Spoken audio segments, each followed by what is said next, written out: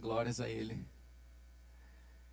Hoje nós vamos olhar para um registro que as Escrituras Sagradas fazem de uma viagem que Jesus faz a uma pequena aldeia chamada Nazaré. Quando foram listadas as cidades da região por historiadores da época, Nazaré era tão pequena que nem constava como uma cidade. Era bem pequenininha mesmo. E aí nós vamos ver que lá, nessa ocasião, vai ter um monte de altos e baixos, reviravoltas, momentos em que Jesus é super aceito e momentos em que Jesus é totalmente rejeitado. Esse encontro vai acontecer numa sinagoga. Sinagoga eram lugares em que os judeus se reuniam para estudar as Escrituras, orarem e adorarem. A adoração só poderia acontecer totalmente no templo, mas quando Israel foi levado para o cativeiro no exílio, então nesse período lá no exílio é que começam a haver então estas concentrações de judeus em lugares que passaram a ser conhecidos como sinagogas. Então Jesus, em cada cidade que ele passava, onde havia uma sinagoga, ele ia até essa sinagoga para lá ministrar o evangelho. Vamos ver o que nos diz a palavra em Lucas capítulo 4, versículo 16, sobre essa ocasião lá em Nazaré. Lucas 4:16.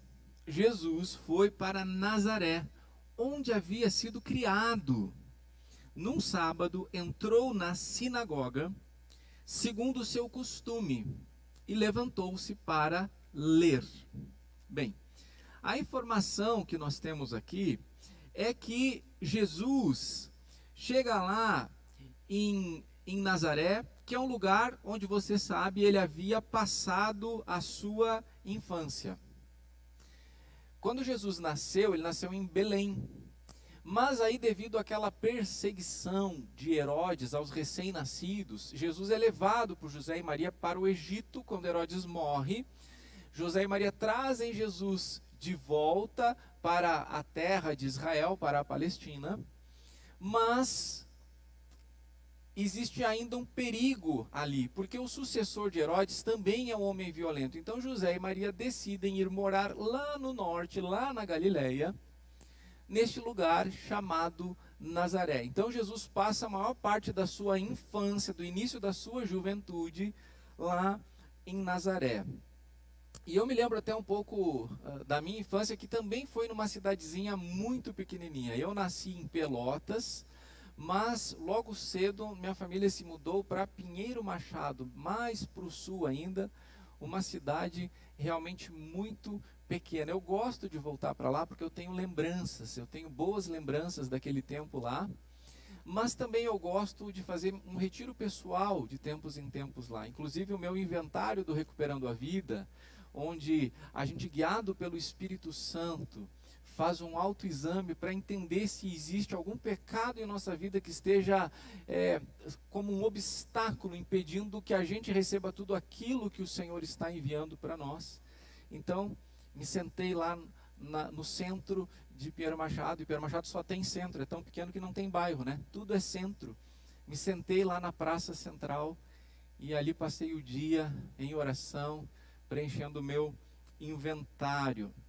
Jesus volta a esta cidade, que é uma cidade que faz parte de bom tempo da vida dele, da sua infância especialmente, para pregar a palavra. E para se revelar de um jeito que o povo de Nazaré não tinha o conhecido antes. Então, iniciada aquela reunião na sinagoga, está tudo seguindo o programa.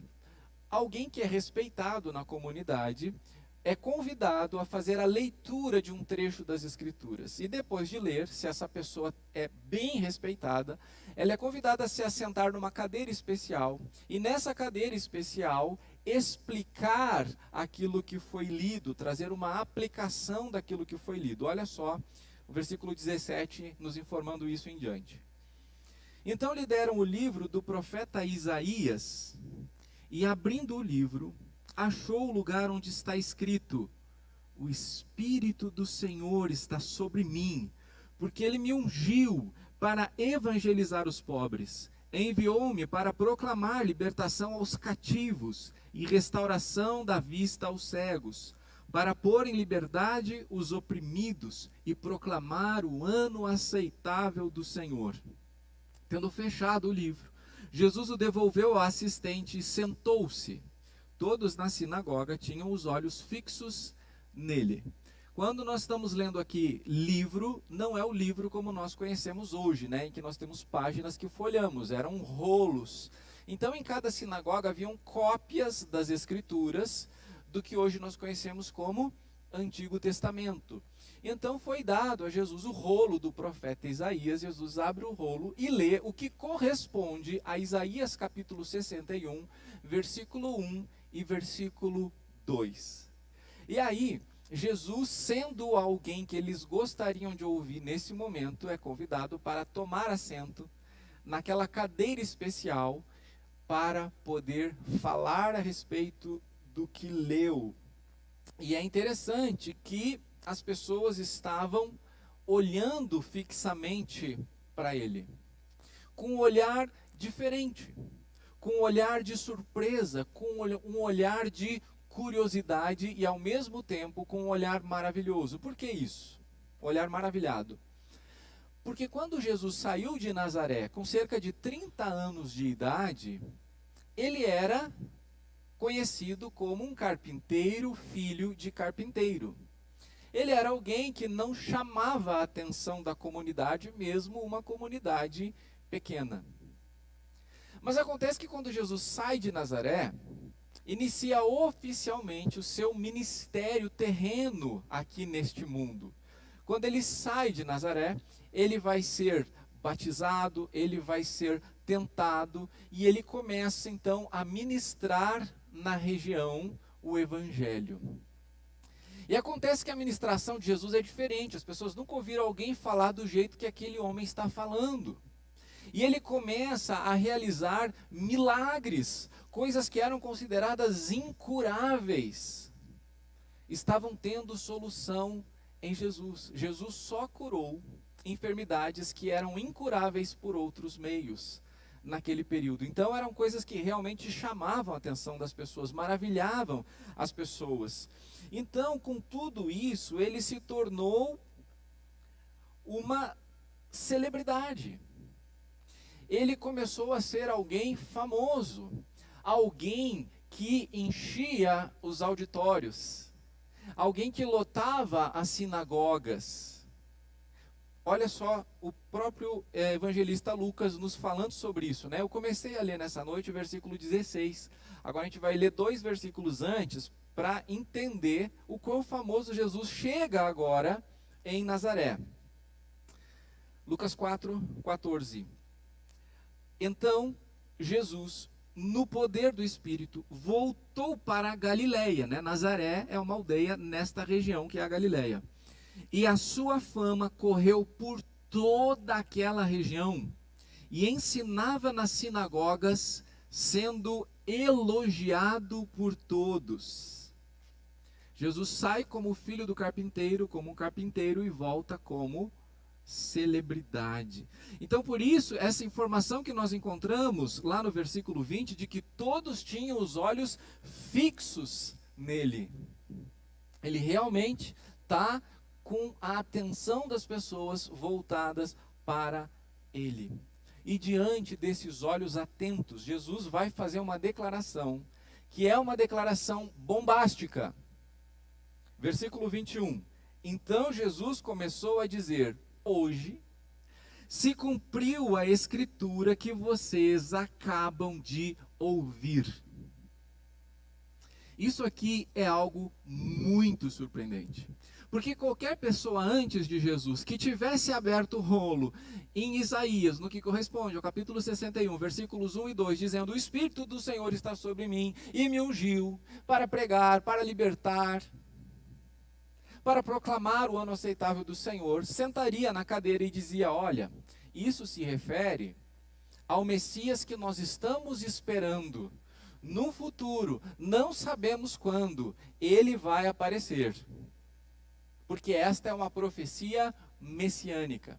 Mas hoje, diferentemente de todas as vezes anteriores, aquele que está assentado naquela cadeira especial diz: hoje. Não no futuro, não amanhã, se cumpriu o que está escrito. Hoje se cumpriu a escritura que vocês acabam de ouvir. No domingo passado nós vimos o registro da primeira vez que Jesus disse que ele era o Messias para uma pessoa, que foi para a mulher samaritana. Só que agora Jesus está fazendo isso pela primeira vez publicamente. Ele não está expressamente sentado na cadeira dizendo: eu sou o Messias. Mas ele está dizendo exatamente isso ao dizer: esta profecia se cumpriu hoje. Não há mais espera. Aquele sobre quem a profecia fala, para onde aponta, está dizendo: o Espírito do Senhor está sobre mim. Ele me ungiu. Hoje se cumpriu a Escritura. Nós não sabemos como que isso exatamente chegou em cada coração, mas alguma coisa aconteceu. Olha o versículo 22. Todos davam testemunho dele e se maravilhavam das palavras cheias de graça que lhes saíam dos lábios. Então você imagina, né? O Senhor Jesus, Cristo, o Messias, que é a palavra de Deus. Eu gosto sempre de lembrar, né, que o evangelista João começa o seu evangelho dizendo que no princípio era a palavra era Deus. A palavra estava com Deus. E a palavra veio e tornou-se carne.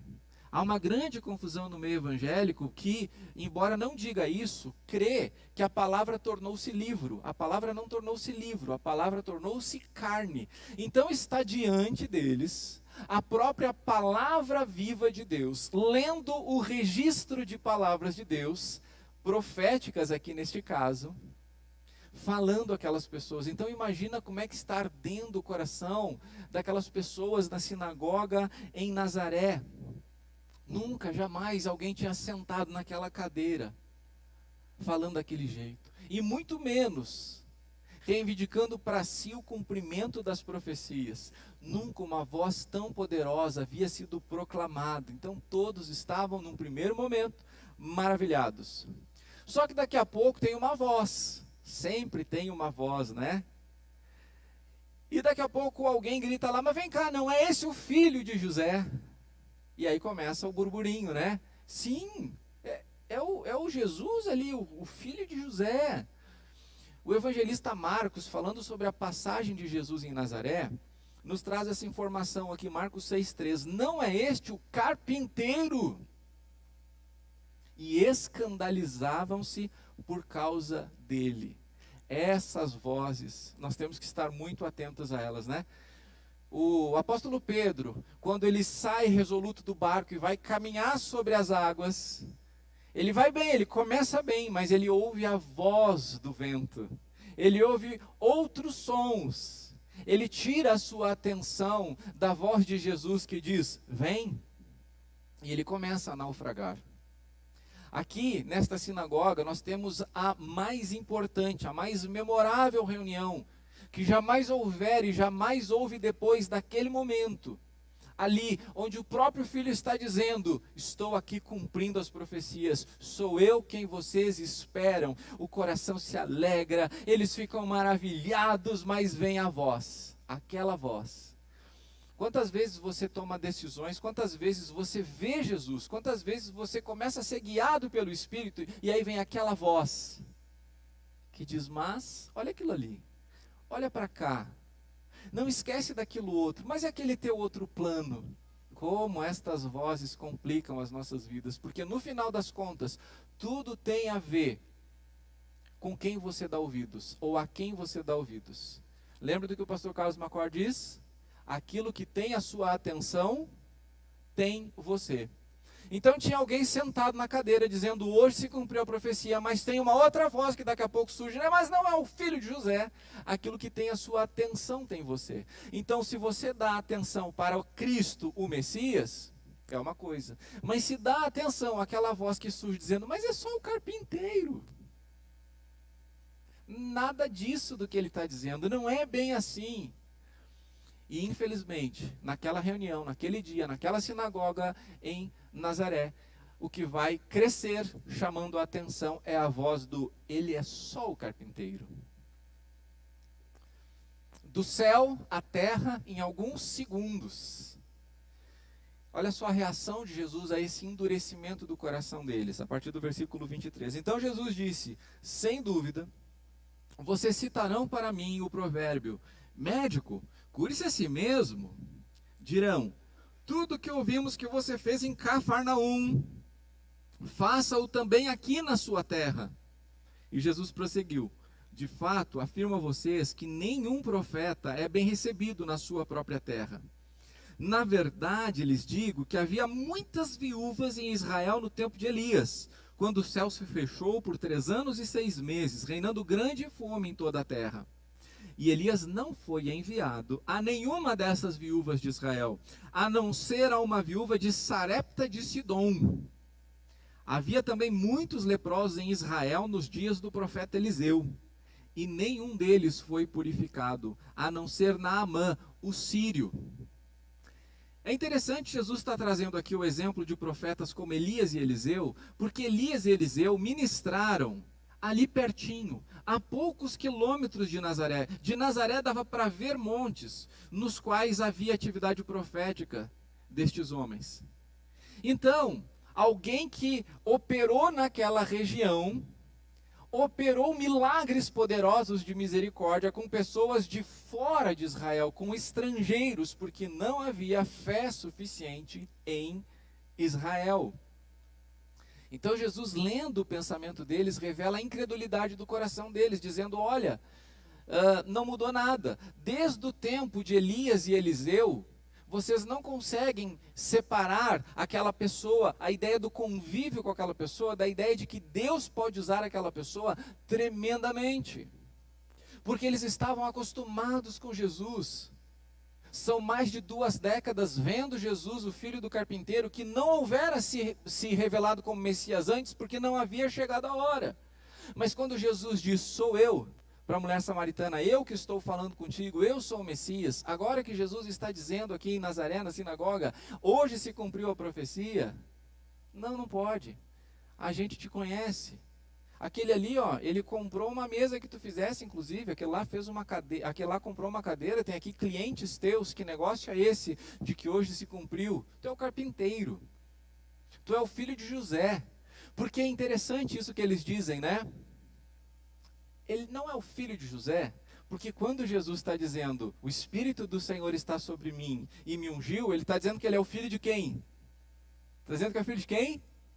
O filho de Deus. E daqui a pouco não pode ser o filho de Deus. É o filho de José. Israel tinha esse grave problema de incredulidade que todos nós temos. E o problema é que a gente acaba se acostumando. E a ideia do costume, da rotina, parece que faz a gente valorizar menos as pessoas ao nosso redor, né?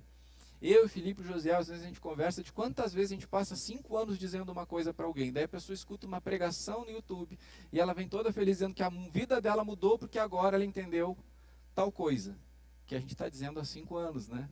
Ou ela vai num congresso, ou ela vai numa outra igreja e lá é pregado aquilo e uau, que maravilha, né?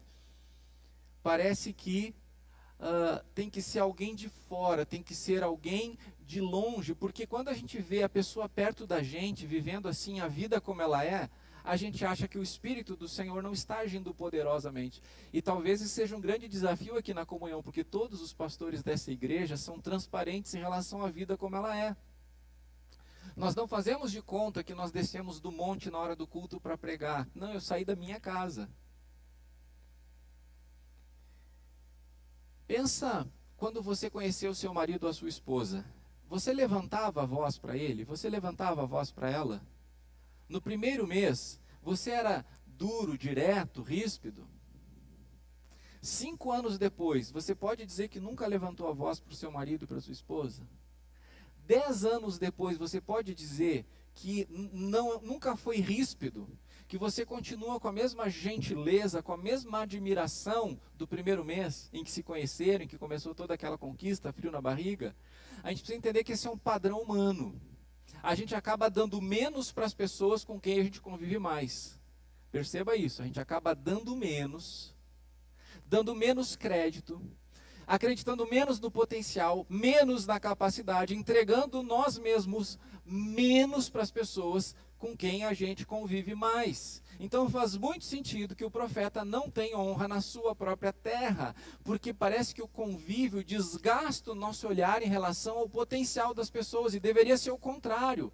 Quanto mais eu convivo com a minha esposa, mais eu deveria admirá-la, melhor eu deveria tratá-la.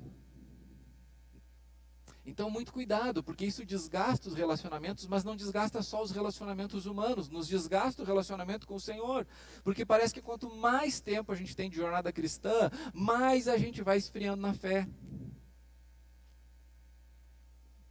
Séculos depois de Elias e Eliseu, estava ali diante deles, naquela sinagoga em Nazaré, a visão maravilhosa de Cristo o Messias.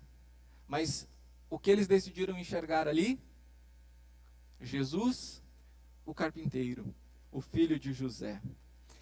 E olha só, eles não vão gostar dessa confrontação que Jesus faz, dizendo o seguinte: olha, vocês continuam com a mesma postura, não recebendo milagres, mas pessoas de fora estão recebendo, vocês não creem. Eles vão ficar revoltados com isso.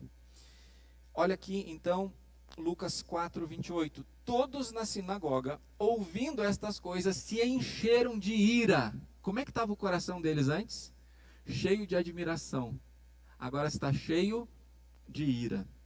E levantando-se, expulsaram Jesus da cidade e o levaram até o alto do monte sobre o qual a cidade estava edificada, para que de lá pudessem atirá-lo abaixo. Jesus, porém, passando pelo meio deles, foi embora. Jesus está chegando na sinagoga e os olhares deles estão: ele chegou hoje aqui. Jesus está lendo o rolo do profeta Isaías e eles estão atentos. Jesus se assenta na cadeira especial e diz: hoje acabou de se cumprir o que vocês estão lendo, estão ouvindo aqui da Escritura. E aquilo chega no coração deles de um jeito que começa a fazer algum mínimo sentido, que logo logo é perdido por aquela voz que sempre vem. E aí quando Jesus diz: olha, vocês têm incredulidade, isso já vem de muito tempo. Tudo aquilo se transforma agora em ira. E uma ira violenta, porque eles pegam Jesus e vão subindo com Jesus ao lugar mais alto da cidade para jogar Jesus de lá de cima. Bem, um pouquinho antes desse acontecimento, Jesus foi impelido pelo Espírito ao deserto para ser tentado por Satanás. E em uma das tentações, Satanás levou Jesus para um lugar alto e disse: joga-te daqui para cima, porque aos teus anjos dará ordem a teu respeito, e tu não vais sofrer mal algum. E Jesus não caiu nessa. Por quê? Por que Jesus não poderia pular e os anjos virem e não deixarem Jesus humanamente cair lá no chão? Você deve saber que Jesus nunca realizou nenhum milagre em benefício próprio. Porque isso combina com aquilo que ele disse: o Filho do Homem não veio para ser servido, mas para servir e dar a sua vida em resgate de muitos. Agora Jesus se permite ser levado por aquelas pessoas que têm a ideia equivocada de que estão levando Jesus lá para cima. Mas quando eles chegam para atirar Jesus, Jesus não vai permitir que eles o atirem, porque Jesus não vai realizar esse milagre em benefício próprio, mas ele vai virar as costas, vai sair, e ninguém vai conseguir encostar um dedo nele, porque não houvera chegado a hora do seu sacrifício, de morrer no meu e no seu lugar, no lugar daquelas pessoas, por causa dos nossos pecados. Então, quando eles olham Jesus chegando de frente, eles estão alegres, felizes, com expectativa, o olhar vai mudando. Agora eles têm que ver Jesus de costas, se afastando, não que Jesus não quis eles, mas porque eles o rejeitaram. Diante desse texto bíblico, eu quero dar 3 rápidos encorajamentos para você. a partir da palavra. E o primeiro deles é: não se acostume com Jesus. E eu coloquei não se acostume entre aspas para não dar a ideia de que você não tem que ter um convívio diário e permanente com Jesus. Ele mesmo disse isso, né? Que nós devemos permanecer nele e ele permanece em nós. O que eu quero dizer é que nós não devemos ter aquela relação com Jesus que entra numa rotina e Jesus passa a ser apenas alguém sobre quem a gente está lendo na Bíblia, alguém sobre quem eventualmente a gente fala por desencargo de consciência, ou alguém que a gente está ouvindo domingo após domingo e Jesus entra numa linha média da nossa vida em que ele se torna somente um elemento. Os irmãos e irmãs sabem o quanto eu sou crítico da organização da teologia sistemática. Porque na teologia sistemática, se você pegar qualquer manual de teologia sistemática, você vai ver que Jesus é apenas um assunto no índice. A palavra de Deus diz que por meio dele foram criadas todas as coisas, para ele são todas as coisas. A palavra de Deus diz que ele tem a primazia sobre todas as coisas, diz que Deus, o Pai, o colocou como cabeça sobre a igreja. Então não há nada nesta criação mais importante que o Senhor Jesus, mas os teólogos não entenderam isso. Os teólogos colocam aquele que criou todas as coisas e para quem todas as coisas são criadas lá depois do meio, muitas vezes como um assunto. Cristologia. E aí tratam de outros temas e outros assuntos como se fossem tão ou até mais importantes do que Jesus Cristo. Não cometa esse erro. Jesus não pode ser só um elemento da sua vida. Ele não pode só ser um elemento da sua fé. Não trate Jesus assim. Jesus precisa ser o principal, afinal de contas ele é o alfa e o ômega, o princípio e o fim. Ele é aquele por meio de quem todas as coisas estão existindo e subsistindo agora. Ali naquela sinagoga estava diante deles o Jesus humano, eles só conseguiam ver o Jesus humano, eles não conseguiam ver o Jesus divino. E esse Jesus humano é aquele que nós consideramos como Jesus histórico. Aquele Jesus que teve um nascimento humano, uma infância submissa aos pais, uma profissão e uma legítima vida humana. Em outras palavras, gente como a gente. E se não fosse assim, Jesus não poderia tomar o nosso lugar na cruz, porque a cruz era para seres humanos. Os pecadores, os devedores são humanos, então essa dívida precisaria ser pago por alguém humano. Então, foi necessário no plano redentor de Deus que Jesus fosse totalmente humano, incluindo ter uma profissão, incluindo ter uma família, incluindo cansar, incluindo chorar, incluindo ter fome, incluindo ter sede, como nós vimos no domingo passado aqui. Acontece que esses aspectos históricos de Jesus podem confundir, esses aspectos históricos de Jesus podem ofuscar os nossos olhos e deixarmos de ver que Jesus não é apenas aquele lá do passado que fez aquelas coisas, ou alguém lá do futuro que um dia vai voltar, mas alguém que está presente aqui hoje.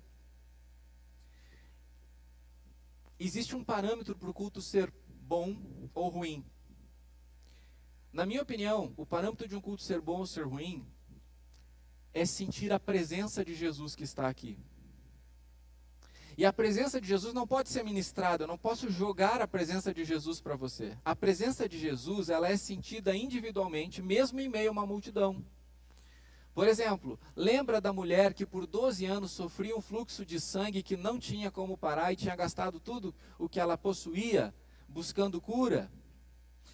Tinha um monte de gente tocando em Jesus, um monte de gente pressionando Jesus. Mas o toque daquela mulher em Jesus foi diferente. O toque dela foi um toque com fé, e por isso ela recebeu a cura que ela precisava.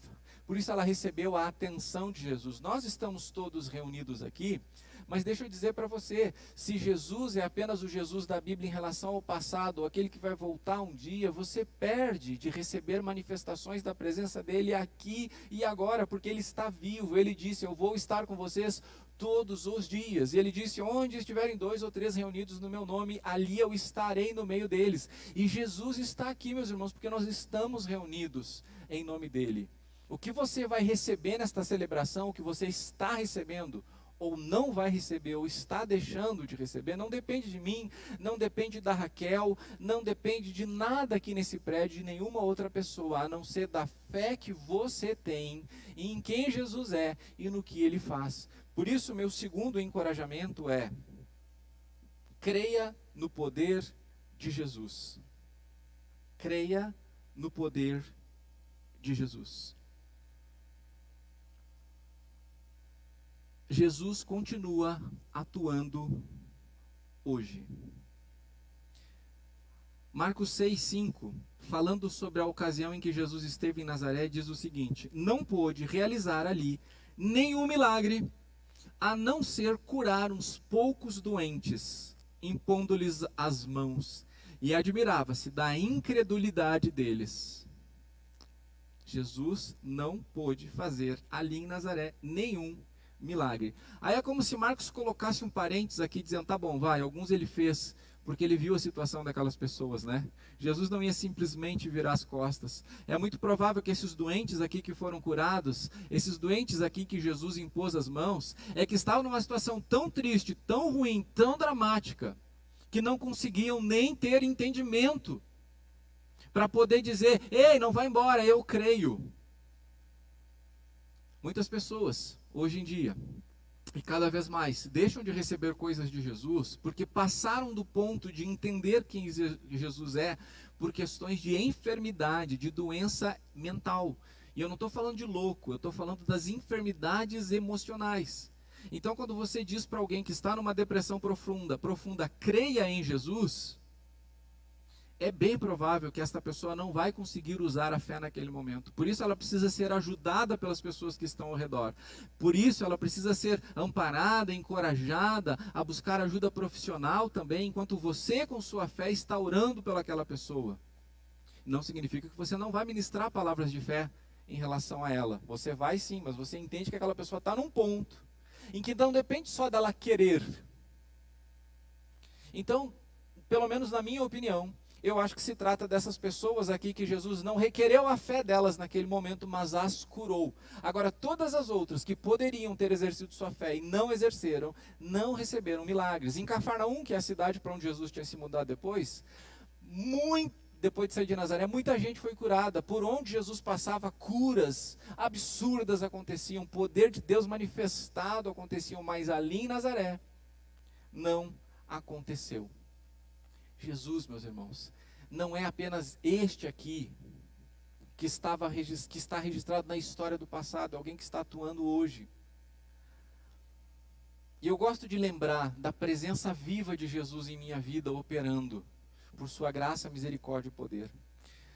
Há 22 anos atrás, na virada do ano 99 para o ano 2000, a minha mãe teve seu segundo acidente vascular encefálico.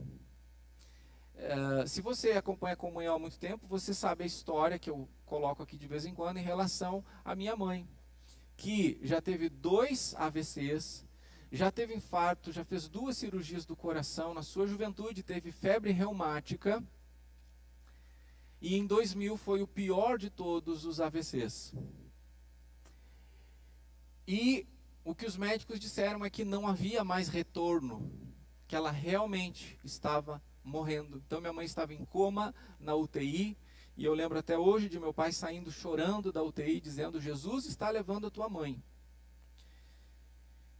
E eu fui até o leito onde a minha mãe estava, e ali naquele leito, eu tive uma conversa com muita fé com o Senhor. Eu disse: Senhor,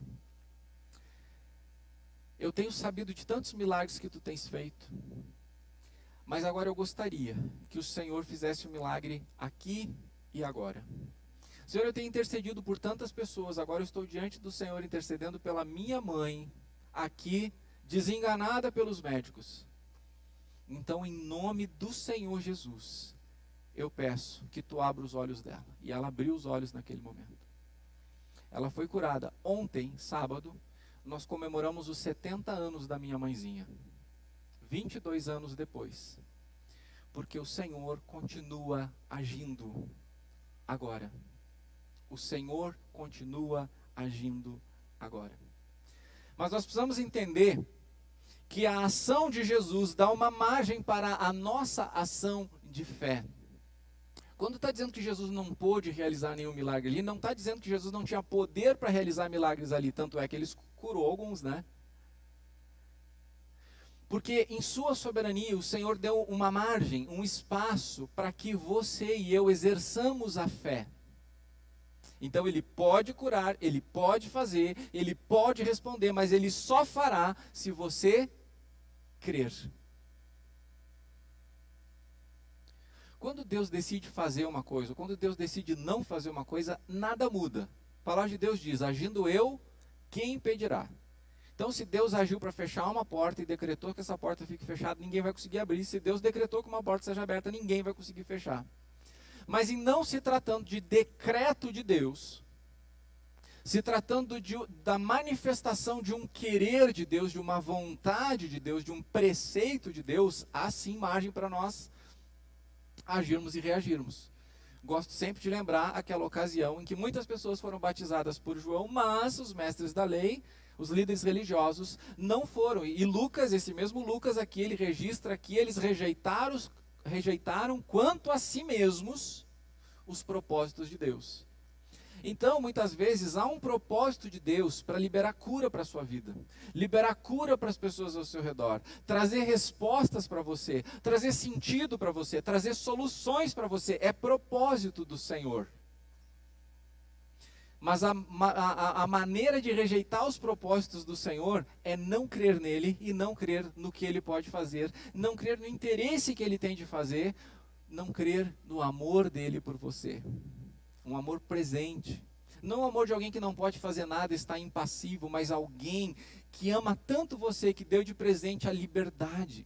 Porque nós não podemos confundir soberania de Deus com falta de liberdade do ser humano. E não podemos confundir liberdade do ser humano como falta de soberania de Deus. Pelo contrário, Deus é soberano, sempre será soberano.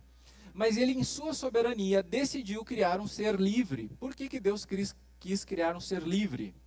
Porque Deus quis que este ser tivesse um relacionamento com ele. E esse relacionamento precisa ser voluntário. Mas para que seja voluntário, precisa haver liberdade. Então, em sua soberania, é assim que ele decide que o relacionamento seja.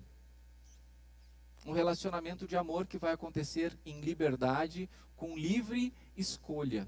E aqui nós estamos vendo que o Senhor, que opera o milagre que Ele quiser fazer, porque Ele pode todas as coisas, age de acordo com aquilo que você crê. Nós vimos aqui, há 2 domingos atrás, quando eu ministrei sobre aquele encontro do centurião que clama pela cura de um servo, Jesus diz para ele: seja feito conforme você crê. Pensou isso? Jesus disse para ele: seja feito conforme você crê. Muitas vezes as pessoas dizem: olha, não deu certo porque Deus não quis. Pode ser? Pode ser. Mas talvez não tenha dado certo porque você não creu. Porque você não creu o suficiente e diz: olha, Deus soberanamente não fez. Não coloca nas contas de Deus aquilo que tem a ver com a sua parte nisso. Claro que isso é um desafio para nós, mas eu tenho procurado seguir um princípio, que é o seguinte: eu vou crer que Ele vai fazer. Agora, se Ele não fizer, não é porque eu não criei, mas é porque Ele não quis fazer. Percebe? Vou repetir de novo. Eu vou crer que Ele vai fazer. Se Ele não fizer, não é porque eu não criei, mas é porque Ele não quis fazer. Bom, daí eu consigo lidar com isso. Em todo aquele meu coração aberto, derramado diante da igreja aqui há 2 domingos atrás, eu posso dizer para vocês que Paulo e eu fizemos tudo o que nós poderíamos fazer, incluindo crer. Deus colocou um ponto, e sabe por que se tornou possível seguir em frente? Porque ficou claro que foi Deus que colocou o ponto. Agora, se eu olhasse para trás e pensasse assim: bah, será que eu poderia ter feito mais? Será que eu poderia ter crido mais? Gente, é uma história de sofrimento para o resto da vida. Porque daí eu seria movido por uma culpa, e por um ressentimento, e por um remorso, porque eu não posso voltar atrás. Então, meu irmão, então, minha irmã, haja como se tudo dependesse de você crer. Se não acontecer, não é porque você não creu. E por fim, coopere com Jesus. Coopere com Jesus. Às vezes a gente faz a oração errada, né? Que Jesus abençoe a obra que nós estamos fazendo aqui, mas a obra é dele e é ele que está fazendo. Nós somos cooperadores com ele. Porque Jesus não foi para o céu e disse agora vão e fiquem sozinhos. Quando Jesus disse vão por todas as nações, Jesus disse eu estarei com vocês todos os dias. Não é que ele está dando uma assessoria, é que ele continua fazendo no mundo, através da minha vida e da sua vida, presente em mim e em você. Jesus declarou ali, naquela sinagoga em Nazaré, que o Espírito do Senhor estava sobre ele, para evangelizar os pobres, proclamar libertação aos cativos e restauração da vista aos cegos, para pôr em liberdade os oprimidos e proclamar o ano aceitável do Senhor. Esse poder que estava em Jesus como parte da Trindade, ele também foi concedido a mim e a você. Atos 1:8 registra: mas vocês receberão poder ao descer sobre vocês o Espírito Santo, e serão minhas testemunhas, tanto em Jerusalém, como em toda a Judéia e Samaria, e até os confins da terra. Meus irmãos, que maravilha, que glória, que o Espírito Santo que estava em Cristo, que em Cristo ungiu para amar, amar libertando, amar proclamando, amar resgatando. Esse mesmo Espírito do Senhor veio sobre mim e sobre você. Isso é tão fundamental que o evangelista Lucas registra Jesus dizendo: não saiam de Jerusalém até que vocês recebam o poder do alto. E aqui em Atos ele continua: esse poder do alto é o Espírito Santo, vai descer sobre vocês. Agora, por que ele desce sobre nós? Eu imagino que cada momento especial de experiência com o Senhor é maravilhoso. Momentos de plenitude no Espírito são momentos maravilhosos, mas deixa eu dizer uma coisa: o Espírito do Senhor não vem sobre nós para que a gente sinta coisas boas. A gente sente coisas boas porque Ele é maravilhoso. Mas Ele vem sobre nós para que nós amemos. E a gente deve amar testemunhando sobre Jesus. Então, toda a capacidade do Espírito, todo o poder do Espírito sobre a sua vida, não é para você mesmo. Todo o poder do Espírito é para que você seja testemunha de quem? De Jesus. Não há problema nenhum em nós nos reunirmos aqui e clamarmos pelas manifestações do Espírito. Clamarmos por sermos cheios do Espírito, né? A palavra de Deus mesmo diz: deixem-se encher pelo Espírito. Então que bom que a gente clame: Senhor, remove de nós tudo aquilo que está impedindo de sermos cheios do Teu Espírito. Mas irmãos, saibamos que o culto não é um fim em si mesmo. O culto é um lugar onde nós nos reunimos para clamar juntos, para adorarmos juntos, para sermos lembrados juntos das palavras de vida. Mas é lá fora que a gente de fato testemunha. Aqui os nossos testemunhos encorajam a gente a continuar crendo no Senhor. Mas lá fora o nosso testemunho levanta os olhos das pessoas para Deus. Então coopere com Jesus, porque o Espírito do Senhor foi dado a você sem medida, para que você seja testemunha. A missão de Jesus é a nossa missão. O Espírito que dirige a missão está em todos os que creem e receberam Jesus. Que nós não sejamos como os participantes da sinagoga. Você sabe o que significa sinagoga? A origem desta palavra, ela tem a ver com recolher frutos. Sinagoga tem a ver com recolher frutos. Por que Jesus foi tão incômodo para estas pessoas nesse tempo? Porque Jesus disse: repartam frutos, deem frutos. Todo mundo estava esperando ali alguém que fizesse que eles recolhessem mais frutos. Não poderia ser o carpinteiro. Meus irmãos, toda vez que nós estamos esperando que Jesus nos traga frutos, nós somos muito mais membros de sinagoga do que membros de igreja. Porque Jesus disse que quando o Pai trabalha em nós, nos podando, Ele faz isso para que a gente produza mais frutos ainda. Talvez a diferença mais básica e mais essencial entre uma igreja e uma sinagoga tenha a ver com para onde vão os frutos. Se a gente só quer os frutos para nós, ou se nós repartimos os frutos. O Espírito desse Jesus está em você. Nós estamos aqui em plena festa da uva, e lá nos pavilhões da festa da uva tem um monumento do Cristo do terceiro milênio, né? Que para mim, talvez a coisa que menos combine com Jesus é o Cristo do terceiro milênio, porque só tem cabeça ali. Cristo é inteiro. Cristo é o cabeça e tem um corpo. E quem é o corpo de Cristo? Eu e você. O Cristo do terceiro milênio, ele representa essa pós-modernidade, em que as pessoas querem se relacionar com Deus, ignorando totalmente a necessidade de se relacionar com pessoas, de viver em comunidade. Mas a palavra de Deus diz que quem não ama ao seu irmão que vê, não pode amar a Deus que não vê. Mas se as pessoas nem congregam, é um estágio anterior, né? Porque João ainda está dizendo assim, olha, você vê o seu irmão e não está amando ele, como é que você vai amar Deus se você não ama ele? Mas agora na pós-modernidade, as pessoas elas nem veem o irmão, né? Porque elas acham que não precisam desse convívio, acham que não precisam construir juntos, edificar juntos. O Espírito Santo nos concedeu dons para edificarmos uns aos outros. E bem, quando as pessoas elas não tentam se relacionar só com Deus, elas criam grupos dizendo o seguinte, não somos igreja. Mas elas têm um lugar em que elas se reúnem, elas têm um horário que se reúnem, elas têm pessoas que são responsáveis por trazer o estudo naquele dia.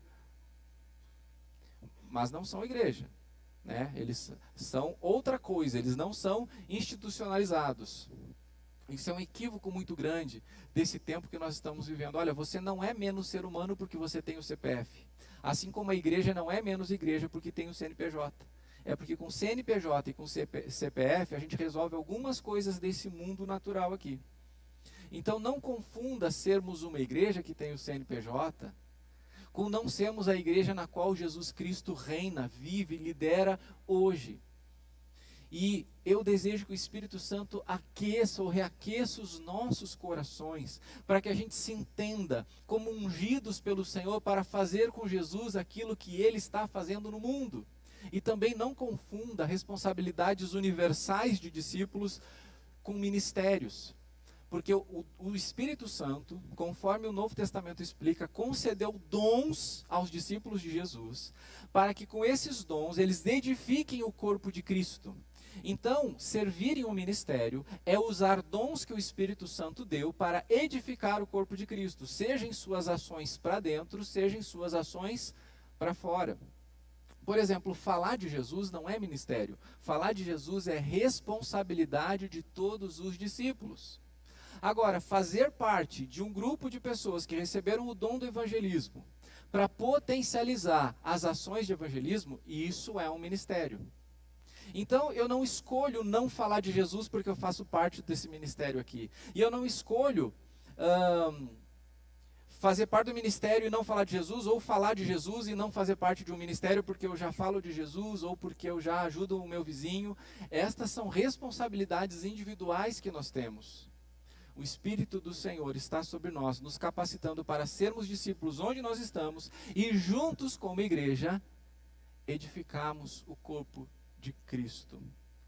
Nós vamos cantar uma canção agora que ela traz Isaías 61, 1 e 2, estas palavras de Jesus, e eu queria convidar você a pensar nisso, no sentido de que esse mesmo Espírito que ungiu Jesus, ungiu você.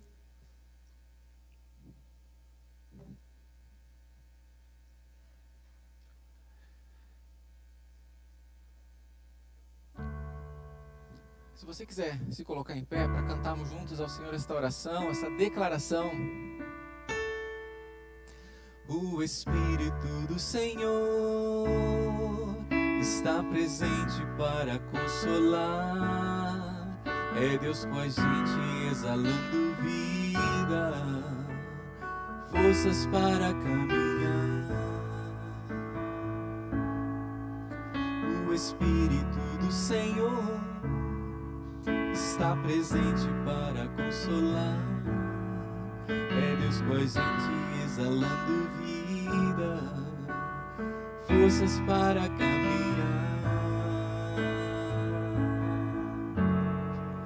E Ele nos ungiu para pregar libertação e quebrar cadeias, para restaurar os corações e anunciar o ano aceitável do Senhor, a fim de que se chamem, a fim de que se chamem, a fim de que se chamem carvalhos de justiça. O que significa isso, carvalhos de justiça? É um propósito de Deus para a sua vida.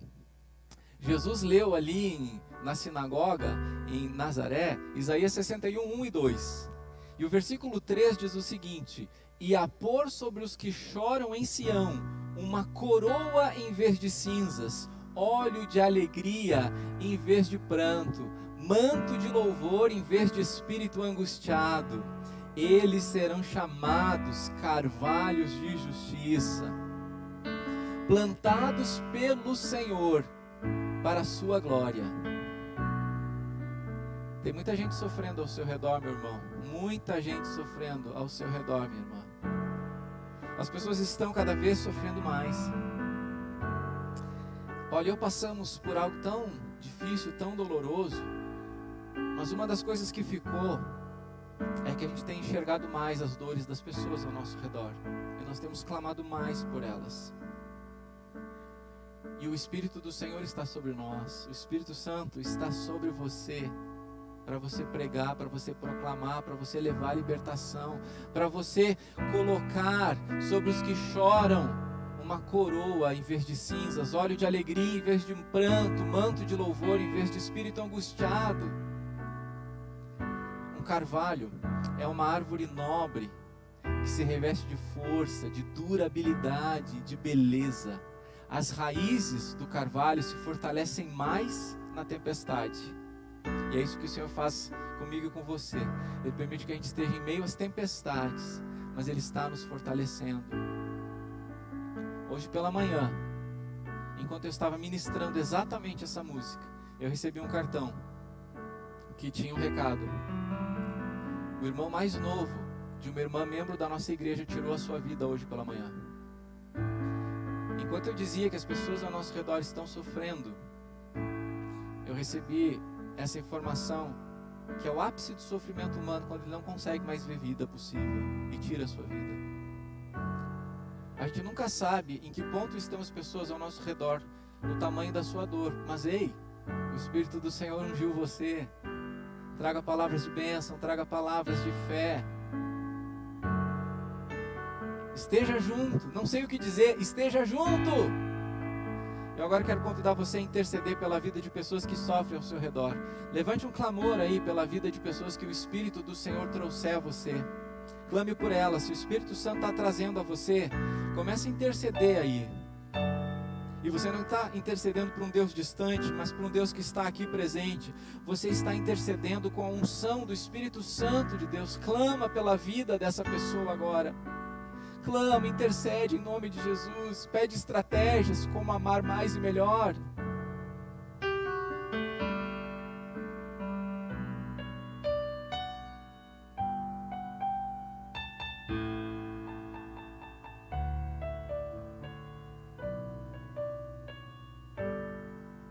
Se a vida da pessoa que você está orando dependesse muito da sua oração agora, como ela seria?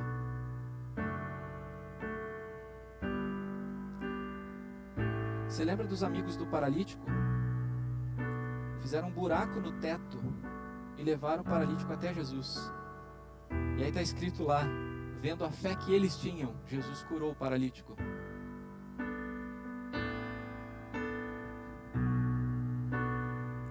Que o Senhor aumente a sua fé, para que você seja como amigo daquele paralítico, e pela sua fé Jesus traga cura.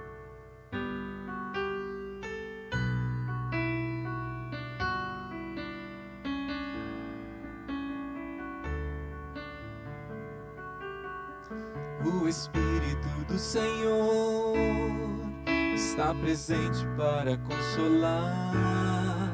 É Deus com a gente exalando vida, forças para caminhar.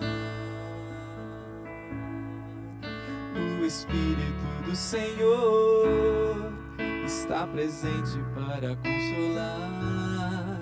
É Deus com a gente exalando vida, forças para caminhar. E Ele nos ungiu para pregar libertação e quebrar cadeias, para restaurar os corações e anunciar o ano aceitável do Senhor, a fim de que se chamem, a fim de que se chamem, a fim de que se chamem carvalhos de justiça, a fim de que se chamem, a fim de que se chamem, a fim de que se chamem carvalhos de justiça. Talvez você está aqui nessa noite e ainda não se vê como um carvalho de justiça, porque tem algo na sua vida que o Espírito Santo precisa tratar, precisa curar, precisa restaurar. Eu quero dizer que o Espírito de Cristo está aqui, operando, agindo. Se a dor no coração é sua nessa noite, quero que você clame pela cura dele. Jesus está presente aqui, você crê nisso? Jesus está presente aqui, não é porque a gente merece ou porque a gente tem poder, mas porque Ele cumpre a palavra dEle. E se nós estamos reunidos em nome dEle, Ele está aqui. Que Ele não saia daqui como saiu daquela sinagoga em Nazaré, realizando poucos milagres, porque não houve fé. Creia agora que Ele pode agir na tua vida, creia que Ele pode trazer a cura. Não é impossível para Ele agir. Se você precisa de uma cura do corpo, se você precisa de uma cura para suas emoções, Ele pode, Ele pode. O Espírito de Deus está aqui, operando em nossos corações, trazendo sua vida e poder, ministrando sua graça e amor. Age, Espírito Santo. Os feridos de alma são curados, os cativos e oprimidos livres são, os enfermos e doentes são sarados, pois o Espírito de Deus está aqui. Lembra que tem a ver com fé, com sua fé. O Espírito de Deus está aqui,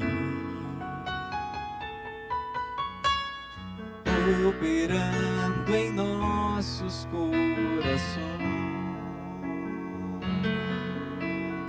trazendo sua vida e poder, ministrando sua graça e amor. Os feridos de alma são curados, os cativos e oprimidos livres são, os enfermos e doentes são sarados, pois o Espírito de Deus está aqui. Sabe, você tem um acesso tão especial à presença de Deus. Lá no tempo em que profetizaram Elias e Eliseu, havia um tabernáculo que tinha 3 espaços distintos. O pátio, chamado de átrio, para algumas pessoas.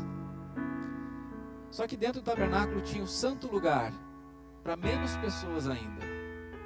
E havia um lugar especial chamado Santo dos Santos, para uma só pessoa, o sumo sacerdote, uma vez por ano.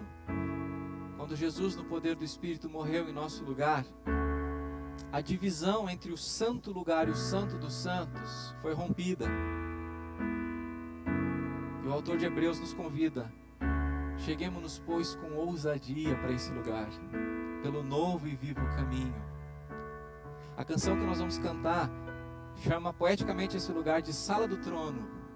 É o Santo dos Santos, onde você é aceito, onde você é aceita, onde você tem lugar.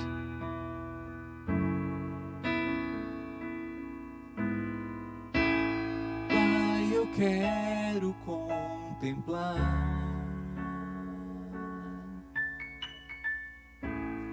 Tua glória e majestade.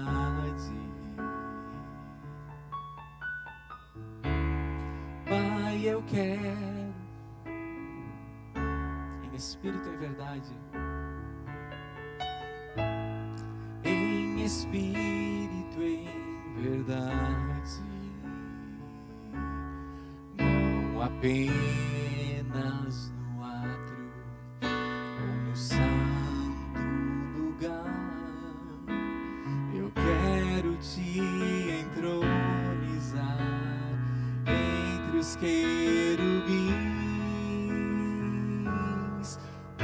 Oh, leva-me à sala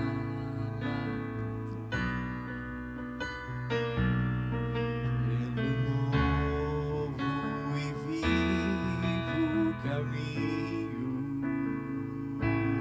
pelo sangue de Jesus, eterno sumo sacerdote.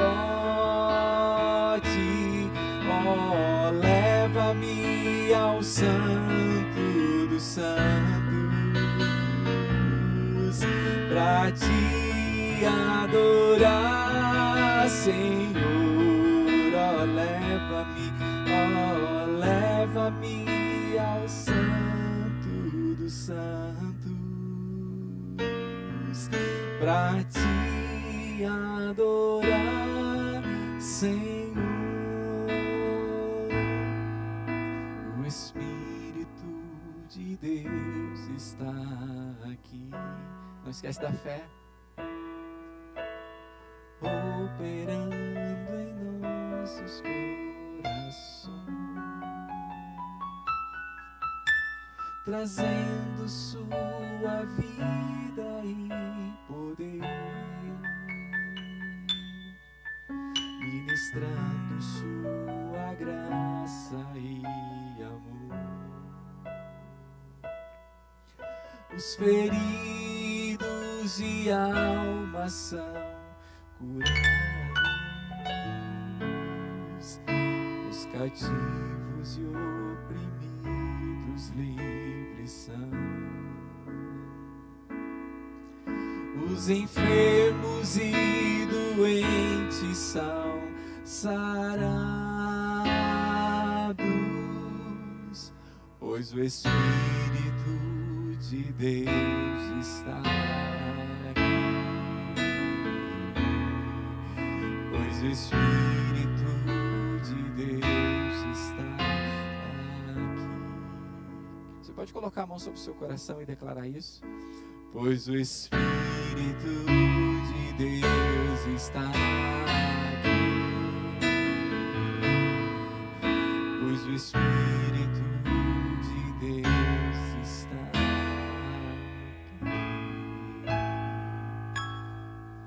Espírito Santo de Deus, enche as nossas vidas, enche-nos e leva na direção que Tu queres.